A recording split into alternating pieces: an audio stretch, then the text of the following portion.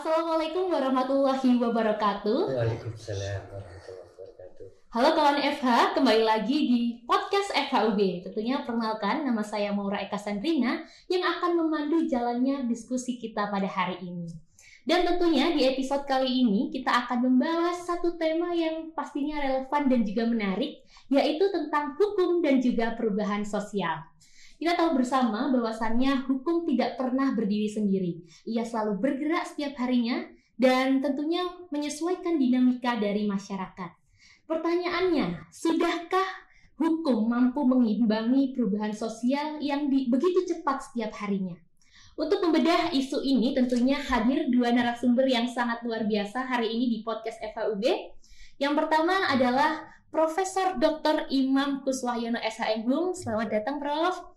Beliau merupakan Guru Besar Hukum Perdata Konsentrasi Hukum Agraria di Fakultas Hukum Universitas Brawijaya.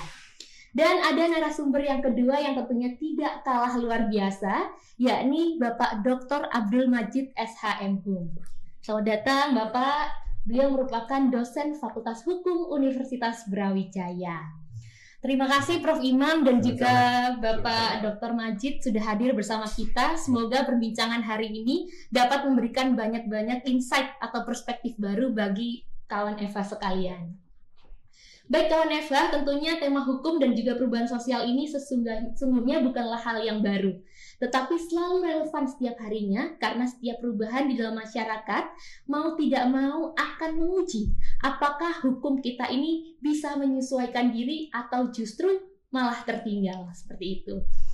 Sebelum kita mungkin membahas lebih jauh nih Prof dan juga Pak Majid, saya ingin sedikit mendengar pandangan dari Prof dan juga Pak Majid terkait dengan secara umum bagaimana sih sebenarnya hubungan antara hukum dan juga perubahan sosial.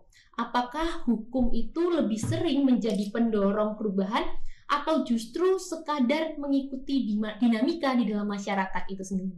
Mungkin bisa Prof. Imam terlebih dahulu. Baik, terima kasih atas pertanyaannya. Ya. Jadi kalau dipersoalkan mengenai bagaimana relasi antara hukum di satu sisi dengan perubahan sosial, sesungguhnya kita harus memahami bahwa hukum ini sesungguhnya merupakan ilmu yang sudah cukup tua, bahkan sejak era Yunani kuno sudah mulai ada hukum sebagai sesuatu tatanan atau sistem yang bertujuan untuk mengatur masyarakat supaya tertib.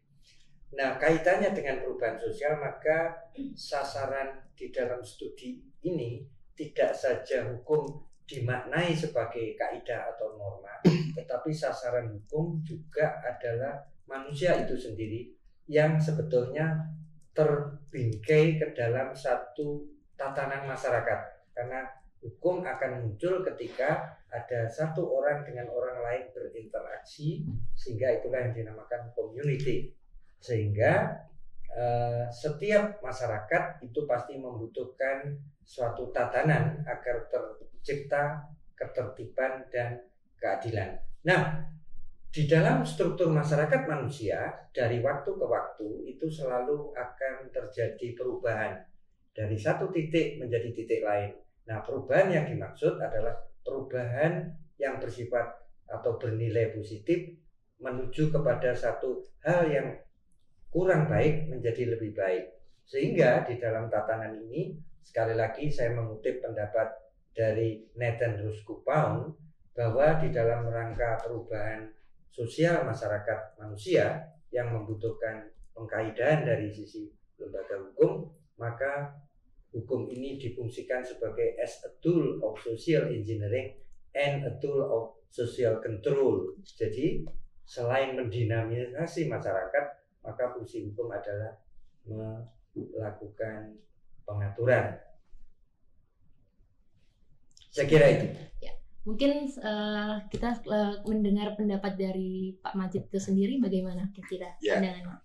Terima kasih Mbak Maura. Ya. Hukum itu secara kodrati adalah bagian dari kehidupan manusia. Tidak ada manusia tanpa hukum, tidak ada kehidupan sosial tanpa hukum. Sebab kalau itu terjadi, yang terjadi adalah homo homini lupus. Ya, manusia menjadi pemangsa. Nah, kenapa itu menjadi kodrat? Karena memang setiap manusia itu pasti bicara tentang keinginannya, kemauannya. Kalau itu tidak diberikan koridor, kaidah, maka hukum itu, manusia itu akan saling memperebutkan kepentingannya. Di sisi lain bahwa di dalam sejarah perkembangan hukum ada dinamika yang kuat tadi disampaikan oleh Prof. Imam bahwa pada zaman Yunani sudah ada kaidah hukum, kemudian dengan berbagai macam background filosofinya, kemudian berkembang di abad pertengahan, itu juga bagaimana hukum dipengaruhi oleh doktrin-doktrin agama. Ya.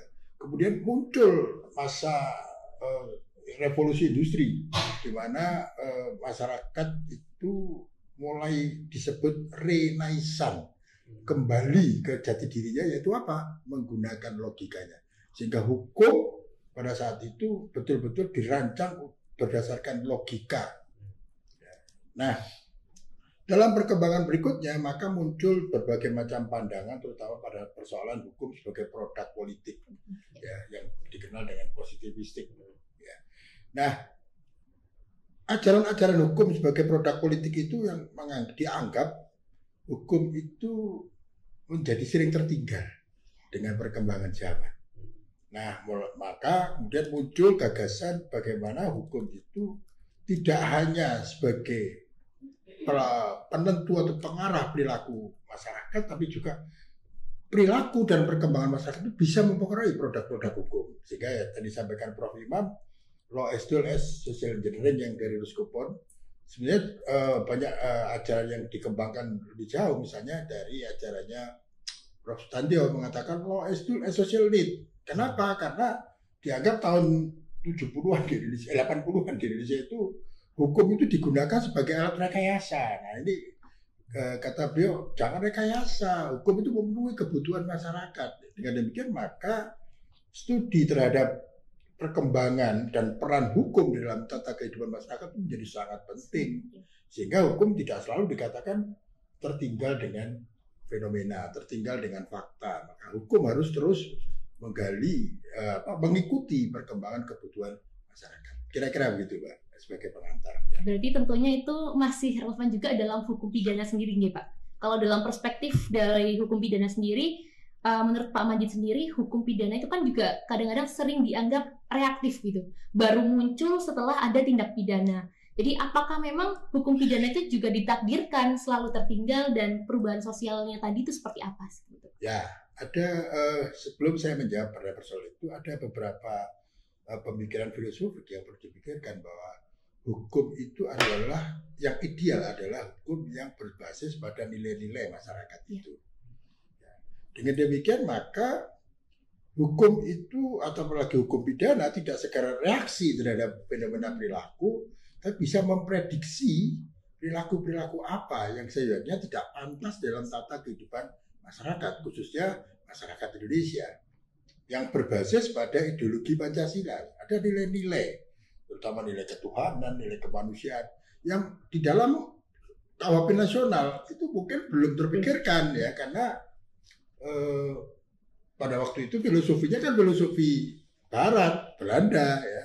Banyak hal yang bisa kita lihat, misalnya dalam kasus hubungan seksual di luar nikah misalnya. Itu kan konsepnya kan berbeda, konsep perkawinan di zaman itu dan konsep perkawinan pada zaman sekarang itu kan berbeda sekali, ya. Yang dimana di situ dikatakan bahwa perkawinan di zaman sekarang itu basicnya adalah ridho Tuhan. Jadi ya sebuah perkawinan itu harus mendapatkan ridho Tuhan.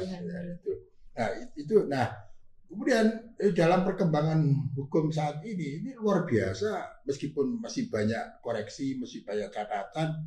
Tapi menurut saya sudah cukup baik ketika pembentuk hukum, ya, atau masyarakat itu sendiri menganggap bahwa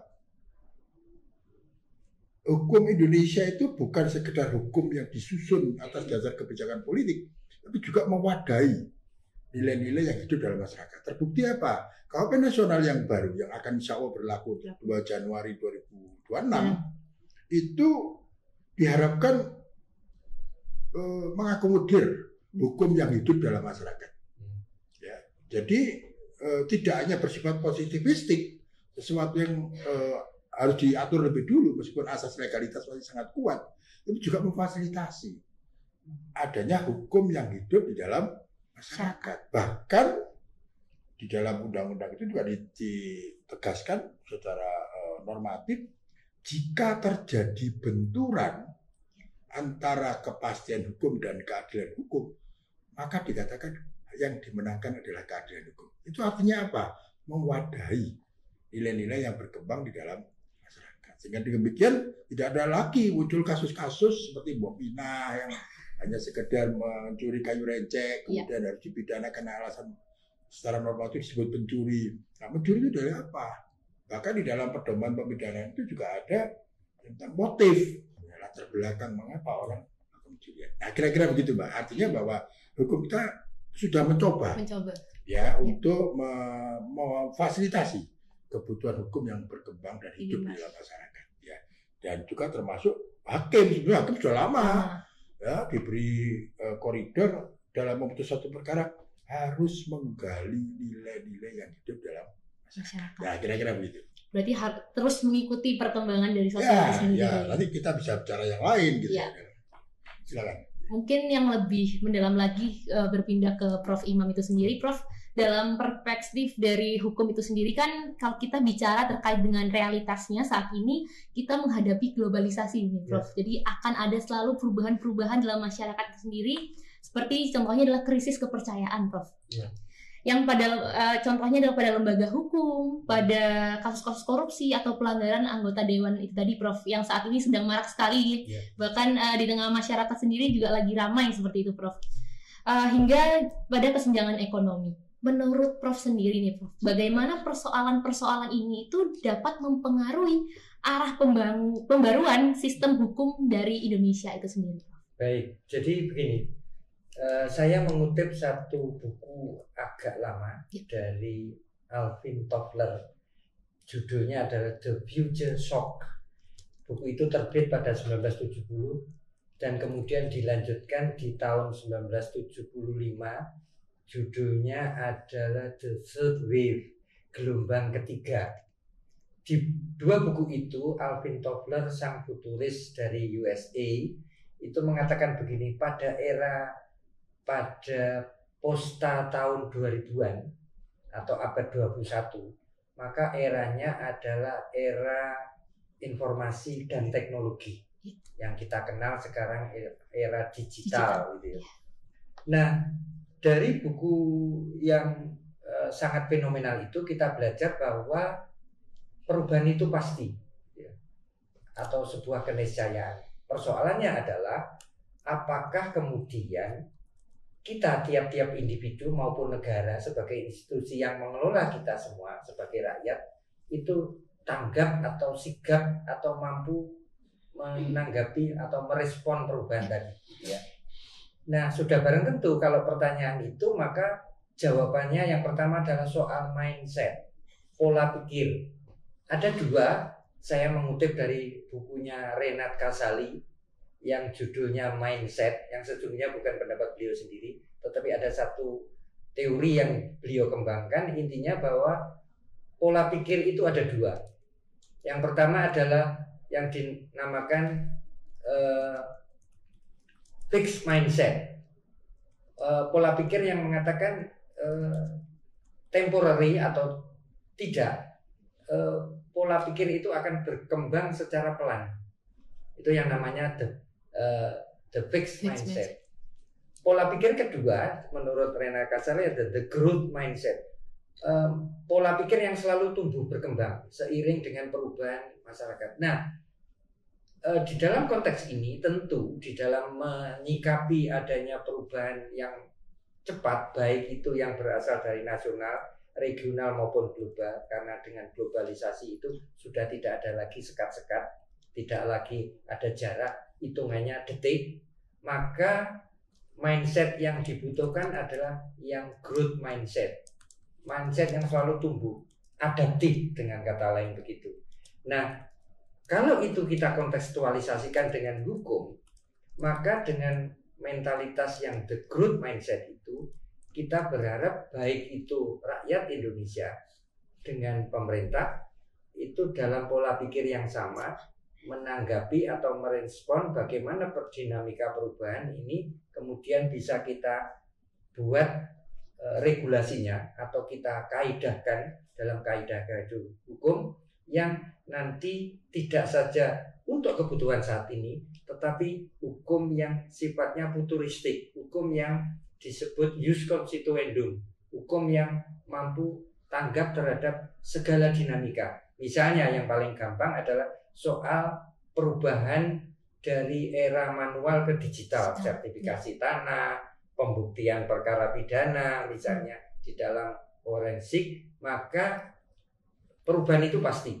Nah, pertanyaannya adalah apakah hukum sudah mampu menangkap pesan bahwa kalau berubah dari manual ke digital, ini mesti apa yang harus dilakukan? Satu, normanya jelas, tidak multitafsir. Kedua, cara pemahaman dari aparat penegak hukum, misalnya kalau saya itu agraria, apakah kemudian kantor pertanahan itu tanggap dan sigap menyikapi dan menerapkan norma ketika merubah sertifikat dari manual ke digital, gitu ya.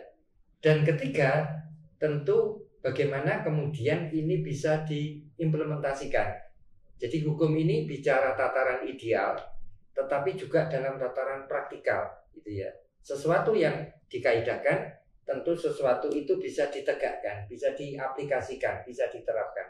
Sehingga apa kata kunci dari ini adalah perubahan sosial harus selalu direspon secara sigap oleh norma-norma hukum, sehingga aturan-aturan hukum itu akan selalu mampu menangkap, memfasilitasi keadaan. Jangan seperti the recht achter de feiten aan, begitu dalam pepatah bahasa Belanda yang artinya hukum ini tertatih-tatih tertinggal dari dinamika yang sudah lari di depan lebih cepat, gitu ya. Itu kata Prof. Sutikno Mertokusumo. Jadi das Recht achter de feiten aan. Jadi hukum ini tertatih-tatih mengejar ketertinggalan dari dinamika perubahan masyarakat. Saya kira itu. Terkait menarik tadi ya Prof, terkait dengan hukum agar tidak tertatih-tatih ya, untuk mengejar perubahan sosial tadi. Sebenarnya karena hukum ini sulit berubah mengikuti masyarakat itu sendiri, menurut Prof, apakah ini problemnya itu ada dalam regulasi atau mungkin budaya hukum sendiri yang belum siap, Prof, seperti itu? Baik, pertanyaan menarik. Jadi begini, saya mengutip pendapat Profesor Kuncharaningrat, Bapak Antropologi Indonesia, yang mengatakan budaya, culture, itu esensinya 3. Cipta, karsa, dan rasa, gitu ya. Cipta itu meliburkan invention, penemuan-penemuan, sedangkan karsa, nah ini dimensi hukumnya di sini, adalah kehendak atau needs, bagaimana kemudian hal ini bisa diatur. Timbullah ilmu humaniora, administrasi, ekonomi, hukum, politik, dan seterusnya. Kemudian yang ketiga adalah rasa, itu art atau seni. Nah, saya ingin memfokus pada aspek budaya, yaitu karsa atau kehendak. Nah, kehendak dalam konteks hukum adalah kehendak untuk mengatur masyarakat ini agar tertib, kemudian berkepastian dan adil. Nah, sudah barang tentu seperti dikatakan Prof. Kuncharaningrat, ada syarat-syarat bagaimana hukum bisa menjadi alat, menjadi tools sebagai wahana untuk menjadi perwujudan dari karsa kehendak manusia agar tercipta ketertiban dan keadilan tadi. Satu, dibuat dengan rumusan yang bisa dipahami, mengingat kita masyarakat yang sangat plural, terjadi perbedaan tingkat pendidikan, tingkat penghasilan, kedudukan, status sosial, kemudian etnis, dan seterusnya.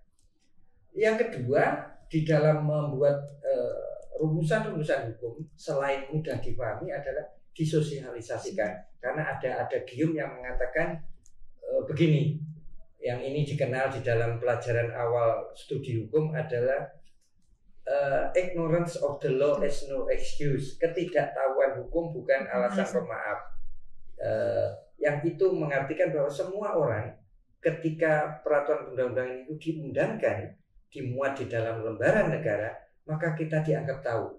Ya. Walaupun kita belum pernah membaca teks atau aturan itu. Nah, ada satu ucapan menarik yang disampaikan oleh Profesor Edi Umar Syaribiaris yang mengatakan fakta itu netral. Tetapi yang menjadi soal adalah tafsir atau interpretasi yang diberikan orang yang satu dengan orang yang lain terhadap fakta itu bisa berbeda-beda. Kenapa? Karena menggunakan sudut pandang yang berbeda.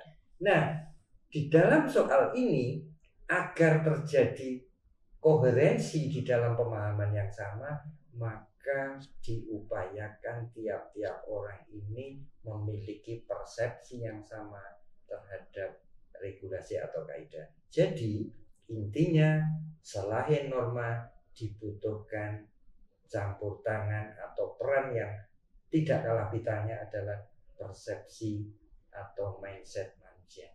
Saya kira itu. Ya. Mungkin selanjutnya juga kembali ke Pak Majid gitu ya. Kalau kita juga melihat tadi sudah dibahas terkait dengan perkembangan teknologi, digitalisasi, bahkan gaya hidup masyarakat yang terus berubah. Sebenarnya tantangan yang paling penting dari masyarakat itu sendiri apa sih yang nantinya ke depannya akan mempengaruhi hukum itu sendiri? Begitu.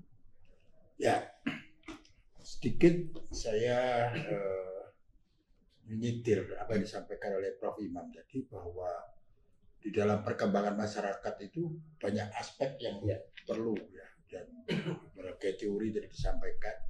Saya juga teringat dengan apa disampaikan di dalam forum PBB, bahwa pembangunan suatu masyarakat itu di dunia itu adalah sebuah realita yang tidak terbantahkan sebagai bagian upaya meningkatkan kesejahteraan kehidupan masyarakat. Itu tahun 75-an kalau nggak salah. Ya, 74. Nah, cuman PBB mengingatkan bahwa di dalam pembangunan itu ada dua efek, yaitu atau set efek ya, efek negatif dan efek positif. Ya, positifnya apa? Kemakmuran, kesejahteraan.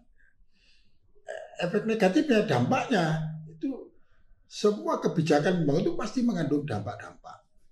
Nah, salah satu yang bisa kita lihat amati sekarang, meskipun banyak yang lain, itu adalah dampak pembangunan atau perkembangan dari digital ini, ya, dari perkembangan teknologi digital.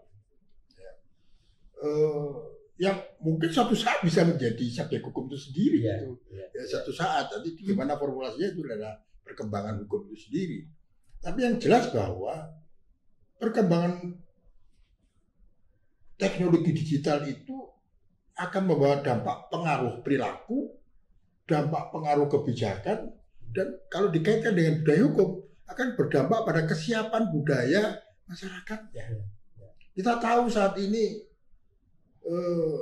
bagaimana begitu AI, begitu luar biasanya perkembangan teknologi itu, ya harus hati-hati betul bagaimana kita menyikapi sebuah fakta itu.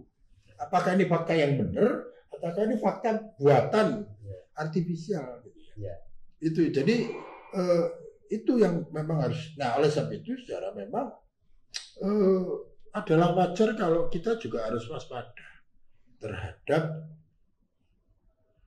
kebijakan yang akan disusun maupun antisipasi terhadap perkembangan yang mungkin belum sempat tersentuh oleh kebijakan itu. Ya, banyak aspek ya, penipuan dan sebagainya. Itu yang pertama. Yang kedua, tadi disinggung-singgung oleh Mbak Maura bahwa bagaimana Pak dengan kepercayaan. Saya sering mengatakan bahwa salah satu hal penting di dalam persoalan hukum itu adalah social trust, kepercayaan masyarakat. Ini kalau sudah tidak percaya, maka dalam perspektif hukum pidana yang pernah saya lakukan penelitian tahun 80-an, bagaimana sikap masyarakat menghadapi pelanggaran hukum.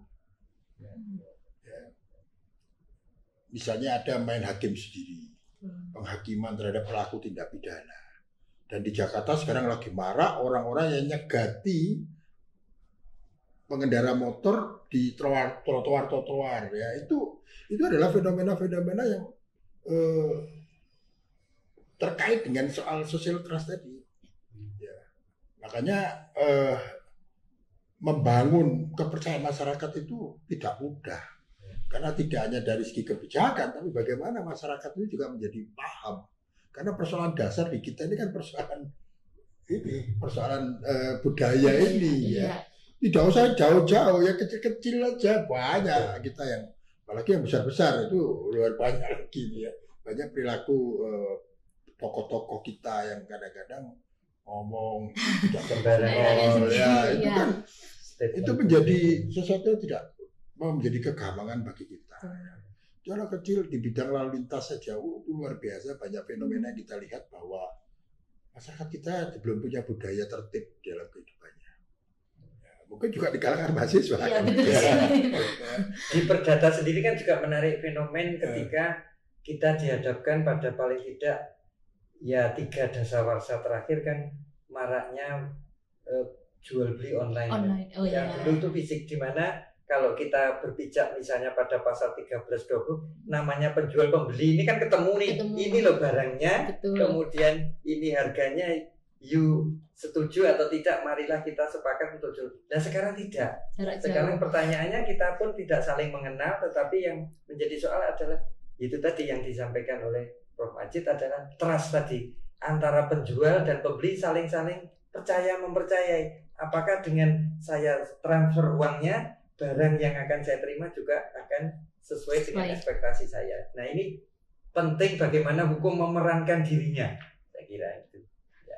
Harus ada mengikuti perubahan sosial tadi, Prof. Mungkin kembali ke Pak Majid lagi, ya Pak. Bisa terkait dengan social trust atau kepercayaan dari masyarakat tadi, bisa dijelaskan lebih mendalam lagi Pak terkait dengan kadang-kadang kan masyarakat ini sering merasa karena tidak ada rasa percaya tadi karena hukum itu kadang tajam ke bawah, tumpul ke atas seperti itu nih Pak. Nah, apakah ini tuh suatu bentuk kegagalan dari hukum yang menyesuaikan diri ke perubahan sosial atau ada faktor lain kira-kira yang mempengaruhi terkait dengan hal itu seperti itu? Ya, salah satu syarat ya, agar masyarakat percaya itu satu adalah konsistensi. Ya, bahwa aparat penegak hukum menunjukkan konsistensi. Kalau tidak pakai helm itu ya salah, ya, dimanapun dia salah. Gitu. Tapi kalau di masyarakat kan selama tidak ada petugas, berarti tidak ada larangan. Ya, karena hukum diperspektif dalam konteks tugas. Kemudian yang kedua, di samping konsistensi itu juga harus ada keteladanan di dalam penegakan hukum. Ya kita tahulah bagaimana putusan-putusan hukum yang menimbulkan polemik, dinamika, sehingga akhirnya tergiring terus-menerus tidak pernah selesai, sehingga tujuan pembangunan itu banyak teralihkan daya kita, potensi kita itu untuk mengikuti info-info yang tidak produktif, yang akurat. Ya, akurasi ya. Karena sekarang ini kan info itu saling simpang siur. Ini yang bisa dipercaya, ini ada yang tidak. Ya. Kita jadi bingung yang benar yang mana. Ya. Sekarang saya sering hati-hati karena gambar visual yang kita terima itu bisa direkayasa. Ya, gambarnya si A, jejer si B, padahal tidak pernah berbeda. Ya, jadi itu fenomena yang, nah ini yang tidak bisa menimbulkan ketidakpercayaan. Belum lagi ya persoalan-persoalan yang dilihat oleh masyarakat itu sendiri secara langsung ya. Dan meskipun dalam studi sosiologi hukum itu ada fenomena itu fenomena hukum ya, itu misalnya ada angkutan umum yang berhenti di larangan tanda P misalnya atau di tanda S, itu kan fenomena real yang terjadi di masyarakat. Tapi apakah kita akan terus menerus seperti itu? Ini yang harus kita renungkan ya, sehingga kalau kepercayaan masyarakat itu sudah turun terhadap hukum itu sendiri, itu high cost jadinya. Ya. Itu biayanya sangat tinggi untuk memulihkan kembali kepercayaan sangat tinggi. Karena apa?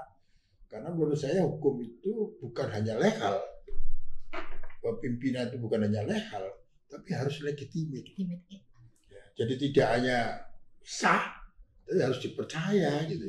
Itu menurut saya gitu. Kira-kira begitu. Ya, mungkin sedikit pertanyaan terakhir nih Prof ke Prof Imam sendiri terkait dengan perubahan sosial sendiri. Kalau kita kaitkan dengan teori Lawrence sendiri, Prof ya, kan sistem hukum dalam masyarakat ini bahwa efektivitas penegakan hukum itu bergantung pada 3 teori nih Prof, yakni struktur dan juga substansi dan juga adanya budaya dari hukum itu sendiri. Komponen mana Prof yang kira-kira paling penting dalam mendesak untuk dibenahi agar hukum itu siap menghadapi Indonesia Emas di tahun 2045?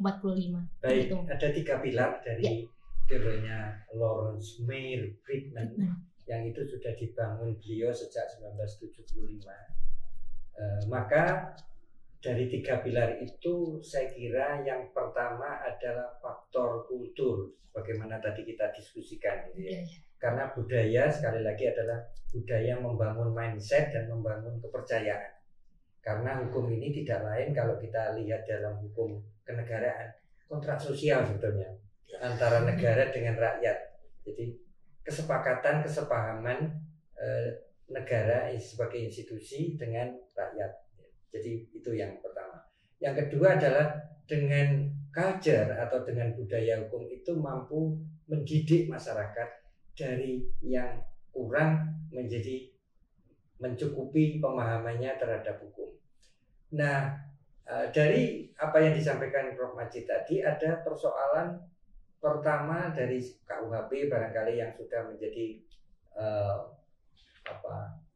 titik keberhasilan Indonesia membangun sistem hukum pidana sendiri, Undang-Undang Nomor 1 2023, maka struktur hukumnya juga harus dibangun. Salah satu yang menjadi soal adalah aparat yang di atas tidak bisa dijadikan pedoman oleh aparat di bawah. Jadi trustnya kemudian tergerus. Misalnya ada oknum kejaksaan, ada oknum kepolisian, ada oknum dari pengadilan yang kemudian itu bermasalah. Nah, terakhir substansinya pun juga tidak boleh ditinggalkan. Saya kira kalau dilihat imbangannya barangkali kulturnya dulu yang harus dibangun, baru membangun strukturnya dan substansinya. Demikian. Berarti bisa kita simpulkan untuk perubahan sosial tadi ada kulturnya dulu, budayanya, strukturnya, baru substansinya yang paling terakhir justru ya Prof ya. Baik, terima kasih banyak Prof. Imam Kuswoyono SHM dan juga Bapak Dr. Abdul Majid SHM atas pemaparan yang sangat mencerahkan kita pada hari ini. Diskusi hari ini tentunya menunjukkan bahwa hukum memang tidak pernah bisa lepas dari dinamika sosial. Ada kalanya ia adaptif, ada kalanya ia juga ada merupakan perubahan. Dan disitulah tantangan besar bagi kita semua. Baik kawan FH, semoga perbincangan kita hari ini menambah wawasan dan juga membuka perspektif baru bagi kawan FH sekalian. Saya Maura Eka Sandrina, pamit undur diri. Terima kasih, sampai jumpa di podcast FHUB selanjutnya. Jangan lupa like, comment, share, dan juga subscribe. Wassalamualaikum warahmatullahi wabarakatuh.